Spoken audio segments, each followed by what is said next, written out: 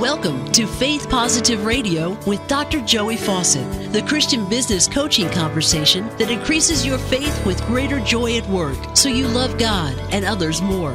Dr. Joey interviews Christian business professionals just like you to discover their secrets for working faith positive in a negative world. Welcome to Faith Positive Radio with Dr. Joey Fawcett. Hey, Faith Positive Nation, Dr. Joey Fawcett here with another episode of Faith Positive Radio. Thanks so much for tuning in.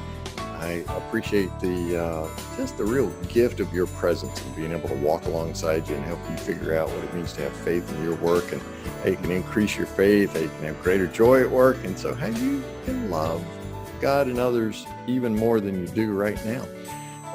I don't know about you, but in the midst of everything that's been going on in 2020, struggle has been a word that I've heard used more than a few times. I guess we'll all look back on 2020 and this will be the year that we tell our grandkids about, right?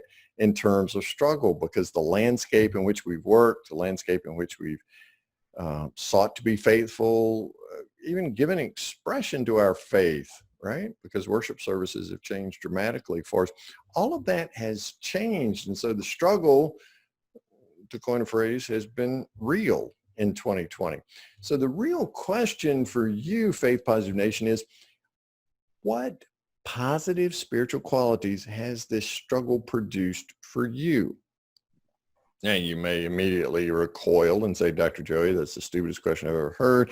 How can so much struggle bring anything positive out of it? But if you go back and read biblical story after biblical story, you will find that God's people struggle. It's part of it. In fact, Jesus even said, in this world, you're going to have a lot of what? Troubles. But he also promised to be with us. And that's really who and what redeems our struggle, is Jesus' presence with us in the midst of our struggles.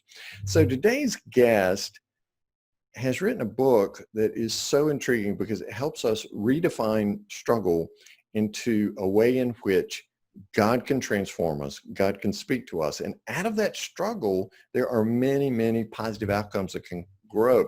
We can learn to abide in him and just so many other positive outcomes that we can find our faith, our purpose, and our joy in life in the midst of that struggle. The name of the book is The Guided Journey.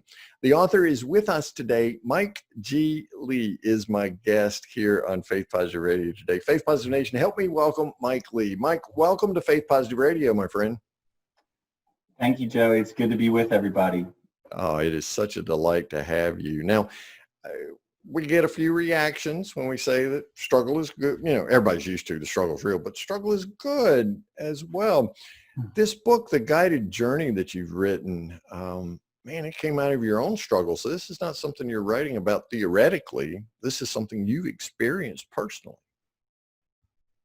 Yeah, absolutely. And I tried to keep it real, that not sugarcoat the valleys, Right. the valleys and the mountaintops. So had a share of both.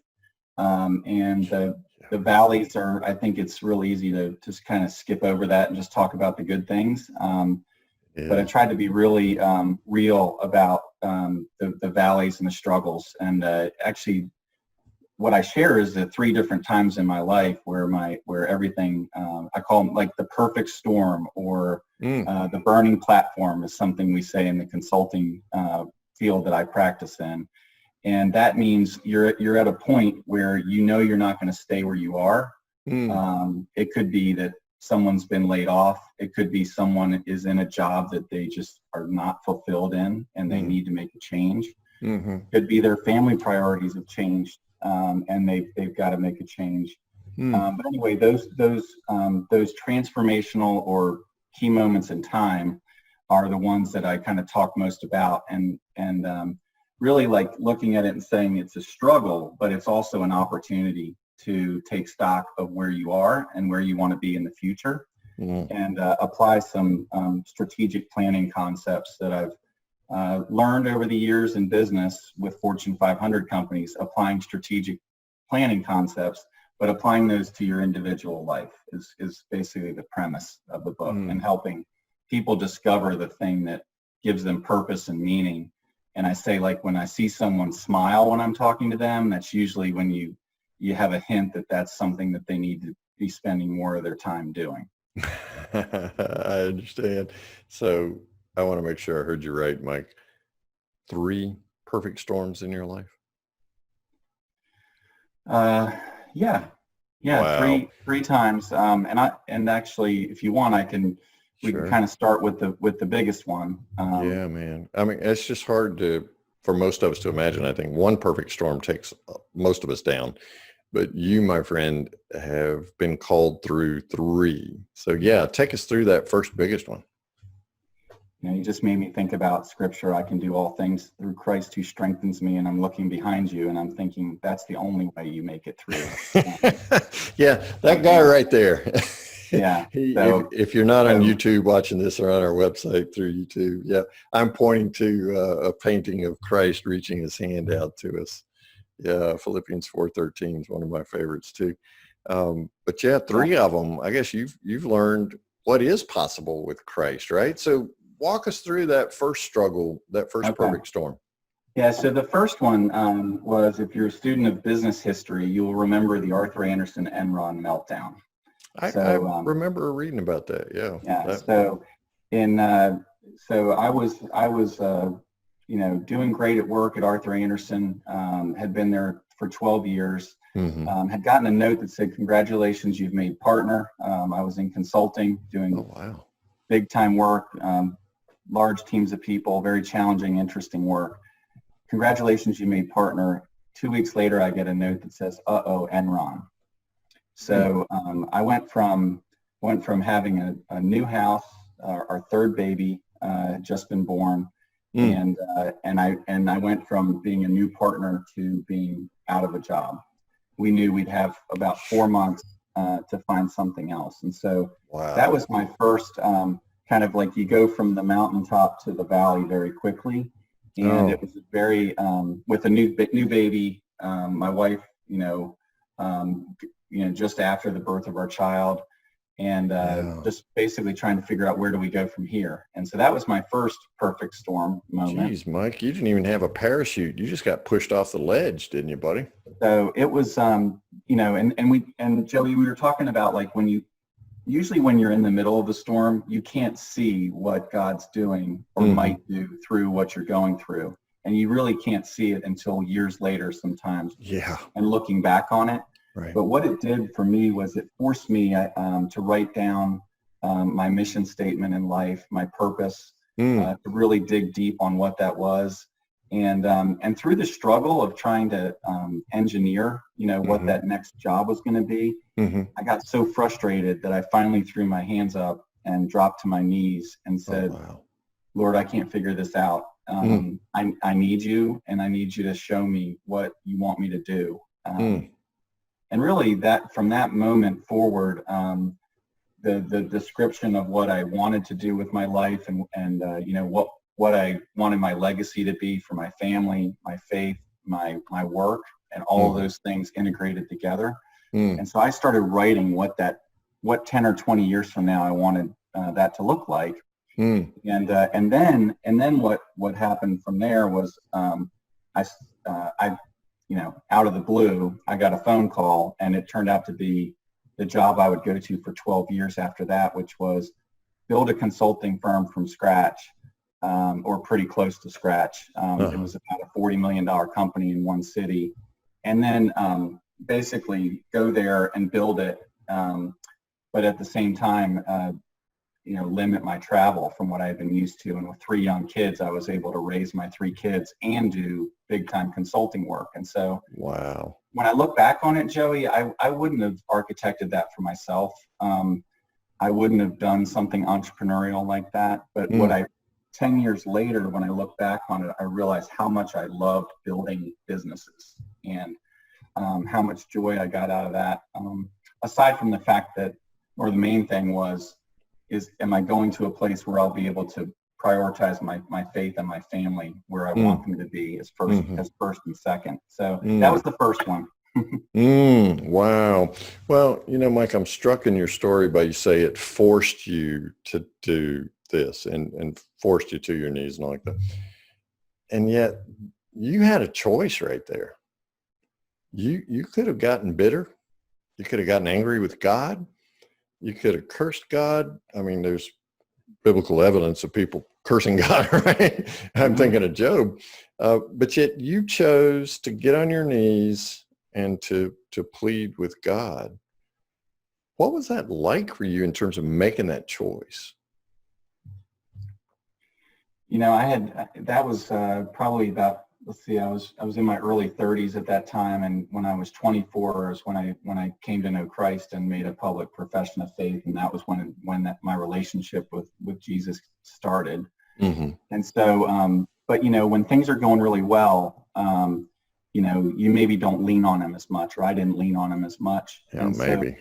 So we don't. Things started to deteriorate, and I had nowhere else to go. I started leaning on him more and more and more. But I'll tell you, it was humbling and it was desperate. That's where I had to be to get on my knees, like literally my belly on the floor, and say, help. I can't figure this out. So it was humbling and it was scary. Sure. And I didn't see how I was going to get myself into a different place. So that's what took me there. So you realized that you'd done everything you could, and this thing was bigger than you and totally out of control. And you know, for a guy whose wife had just had a third child, right? Mm-hmm. Man, I mean, that's like staring down the barrel of a gun. It wasn't, you know, I try to remember, like, when I think about, you know, my testimony relative to others, it's when there's, you know, men and women who are serving overseas and they're literally dodging bullets and risking their lives. I didn't feel like that. But for me as a professional, that was about as scary as it could be. My income was going to run out. I had three kids and my wife counting on me, and I took all those responsibilities very seriously. So yeah, for me it was a big moment. Yeah, boy, one of those defining moments. So, man, way to go just for continuing in the faith and believing against your disbelief, right? And just seeking God's will. And we praise God that worked out. So that was just the first struggle, though. What was the second struggle? All right. So, and I guess, you know, the second one was the hardest. The third was I think I was learning enough about how to deal with this that I could pull out the playbook the third time. You saw a pattern by the third one. Yeah, but the second time, frankly, was the roughest. And so I had an opportunity to relocate to Atlanta with a company, and the CEO had asked me to come down there and be the next CEO potentially. Okay. And so we made a decision as a family that we were going to go do this with 2 kids in high school and 1 in middle school. Oh, so wow. By the way, think about that really hard before you ever try something like that. With 2 kids in high school, 1 in middle school, that's a tall order. You know, we prayed a lot. We asked for direction. We asked the Lord for direction. Mm-hmm. Ultimately, we all decided we would go. And thankfully, everyone in my family was part of that decision-making process, because what happened next, if they hadn't been, would have been even more difficult. So what happened next was I get down there, and effectively the role had changed by the time I got out of the moving truck. Oh no! The things that we had talked about were changed, and I couldn't understand it. Didn't make sense to me. But basically, I kind of made a decision at that point that didn't sit well with me, and so that I needed to do something different again. Now, it was not an easy decision, because I had a lot of clients and people that were counting on me, that I'd been a part of recruiting and so forth. So I didn't take it lightly that I could just say, hey, you know what, I'm going to go do something else. But that was the struggle for about 8 months. And so during that time, while we were struggling with that, you know, my 3 kids were all having different struggles with new schools, new friends. Sure. My wife was trying to, you know, take care of all that. He's trying to make new friends. Meanwhile, I'm working very hard to make the situation better at work. Well, anyway, long story short, I get a phone call from my wife, and she's hysterical and says that her father has committed suicide.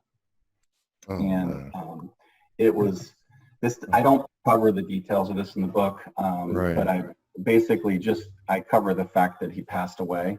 But I will tell you that the difficulty that we experienced in the weeks and months after that was very traumatic.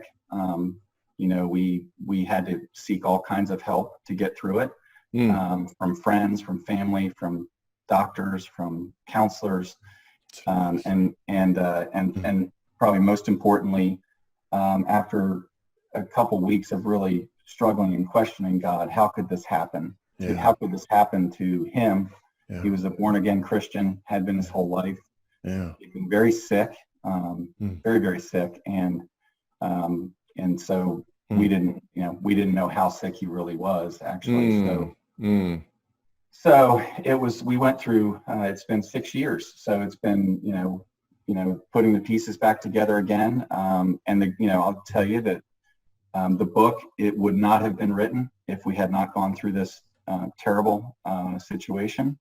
And so, it's been interesting over the years to see how God has used our testimony and what we have gone through to help people who are experiencing anxiety, depression, struggles in life, and just to be able to see things a little bit differently. Like see somebody who needs a cold glass of water, if you know what I mean. I do. It just happened to me this weekend as someone I know who's been laid off after 14 years. I said, I just called him on Sunday and told him I texted him and said, I'm thinking about you. And when I talked to him this morning, I get goosebumps. I talked to him this morning. He said, you put a smile on my face the whole day. And I was like, with what? a text, No, Mike. Exactly. Like just being, but I'm not sure we would have been as sensitive or aware of those kinds of things if not for having the scars ourselves. So that's how I don't understand all of it in terms of why that happens. All I know that is that one thing that was shared with me by a pastor during that time was that that God doesn't waste pain and suffering on his children.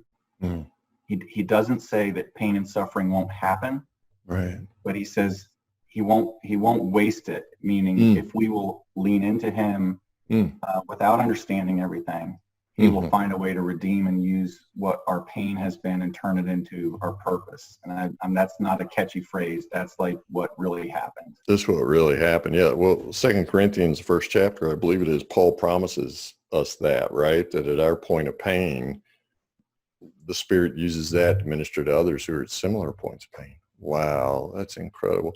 So how about that third struggle? You said you started to, I don't know that I want to ask that question, but no, I already told you it was easier. So right. So the third time, so I had made the tough decision, my wife and I and our family, to move back to Charlotte from Atlanta. Okay. We made that sort of intellectual decision. We didn't know what I would do. We didn't know what I was going to do next professionally. And so, this time around, what we did was we I guess waited on the Lord and as much as we could. So I was in a position where I could take some time off if I needed to. I think I joke like my wife let me take 2 weeks off. Like, get out of the house. But basically what she came to me and said was, hey, Mike, I was praying this morning, and my wife and I are both recovering CPAs. Like, I don't act like it, but you met my wife, she's a little bit more like a CPA, very analytical. So when she came out of the room and said this to me, I knew it wasn't from her. She said, hey, Mike, she had a big smile on her face, and she said, hey, Mike, I was praying this morning on my knees, and the Lord spoke to me. And I said, okay. He said, you need to legally get a company set up because your friends are going to call you and you need to be prepared. Wow. And I said, okay. And my wife, after what we've been through, it wasn't logical to say, you've moved twice in a year, you've changed jobs, gone through a death in the family, to say, now we're going to start a company, because we've kind of been through that before, but not with our own money. Right. And so it was a big risk. Huge. But that's why the calling had to come through her, because there's no way I would have convinced her to do it by maybe possibly even by me saying, "Oh, I've gotten a calling." So, yeah, I guess the Heavenly Father knew that, right? It was what was that? The Heavenly Father knew that, right? Yeah, exactly, absolutely. And so we went into that journey together. And I would say that we basically built that company for 3 years, and really had a great time working together. Couple of my kids interned there. We had amazing work, very hands-on, obviously, when you're doing it on your own. I'd gone from, a few people to 1,000, and then back to two.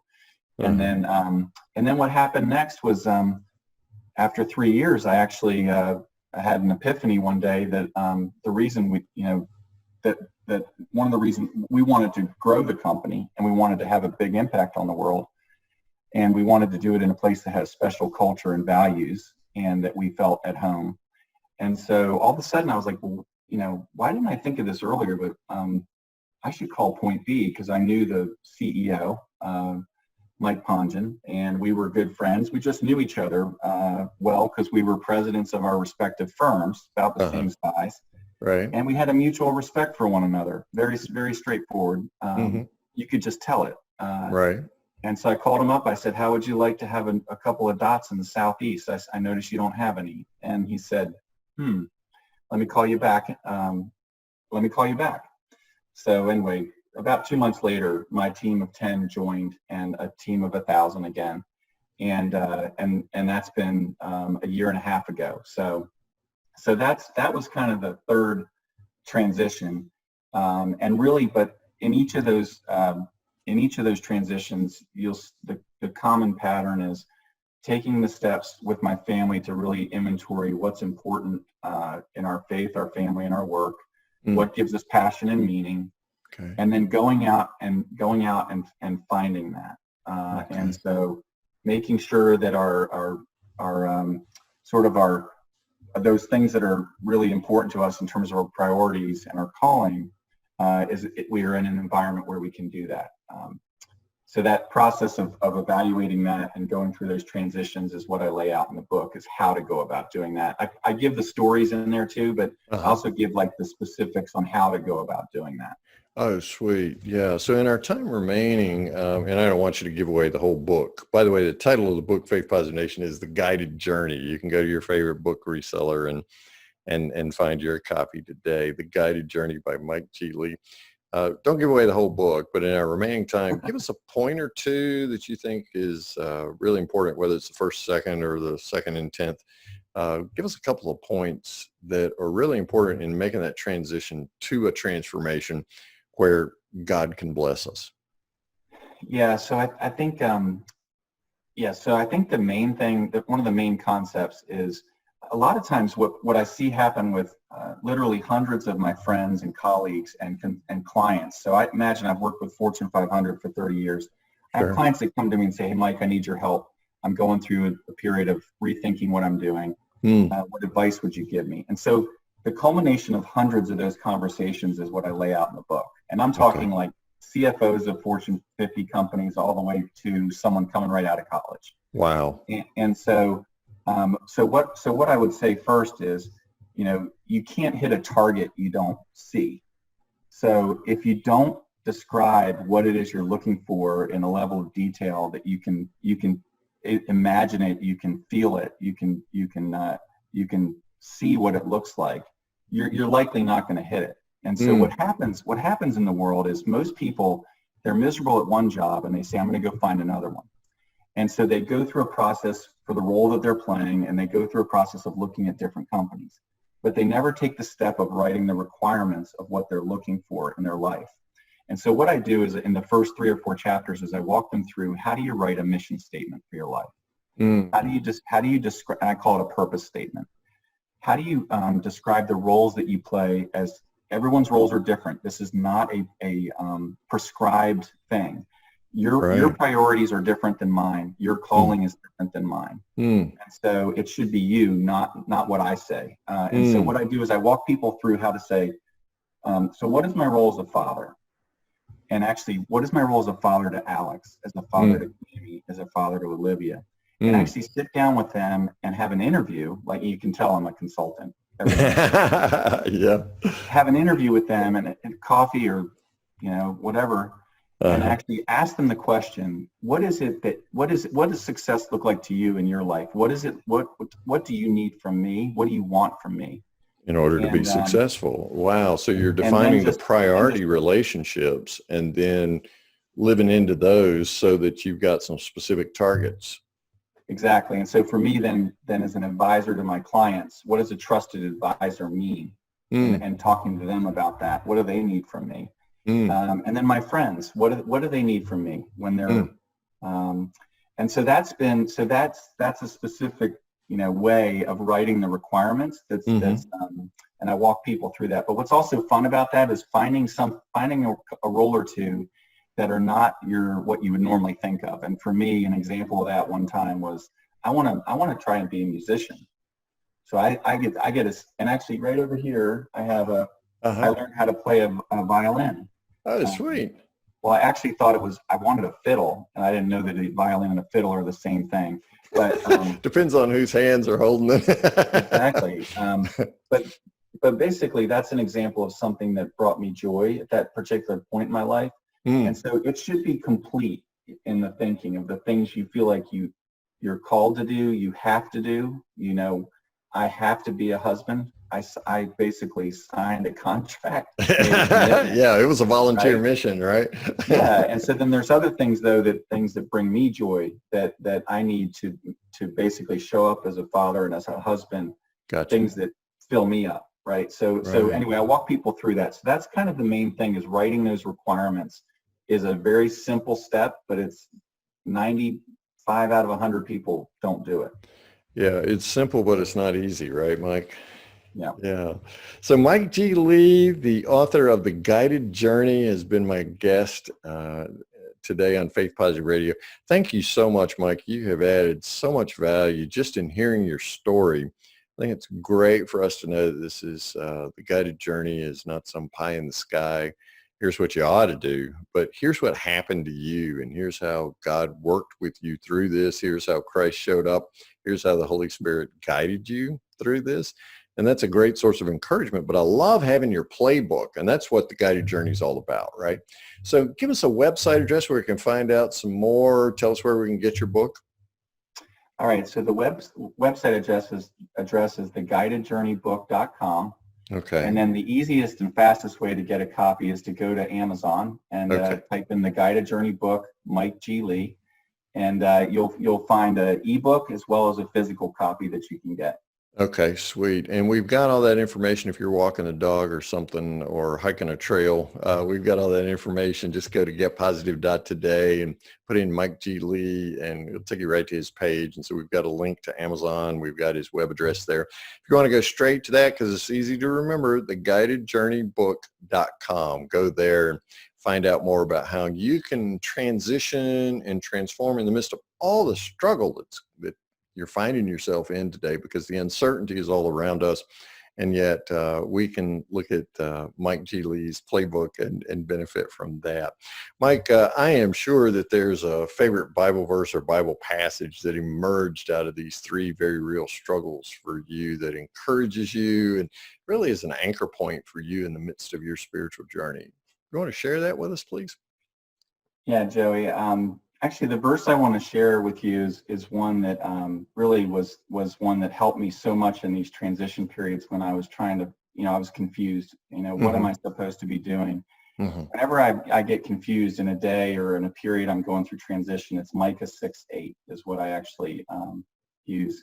Is what does the Lord require of you, meaning us, to seek justice, to love mercy, and to walk humbly with our God. And so I can't think of a better verse for how we're living in times right now. Is we can just keep it. I keep it, and that's when I get confused or disheartened, I'll go look there and say that's my job description, and that's where I need to focus. Oh man, beautiful verse, yeah, because so much is so overwhelming today, and yet Micah 6:8 just brings it down, right? It just breaks it right down for us and says, look, just do these things. And for me, that walking humbly before God, you talked about getting forced to your knees. That walking humbly before God keeps us where the Spirit can find us and use us the best. Mike G. Lee, author of The Guided Journey. Thank you so much for sharing your story with us today, man. I appreciate the authenticity and the transparency. You certainly have encouraged me and inspired me that all things are possible, right? Through Christ who strengthens me. Faith Positive Nation, go to theguidedjourneybook.com right now and get your copy of The Guided Journey so you can find an anchor point for yourself in the midst of all the uncertainty and change that's going on around us. Mike, thanks so much, man. Pray God's blessings on you, your amazing wife, and those 3 great boys. Hey, so Joey, thank you for what you do every day. Really appreciate it. Thanks for listening to Faith Positive Radio, the Christian business coaching conversation that increases your faith with greater joy at work so you love God and others more. Suggest guests and ask questions when you email Dr. Joey at info@getpositive.today. And be sure to get your free gift of the 5 positive business conversations to have today coaching program at getpositive.today. Until next time, may God bless you with everything your heart can hope for and more than your mind can imagine.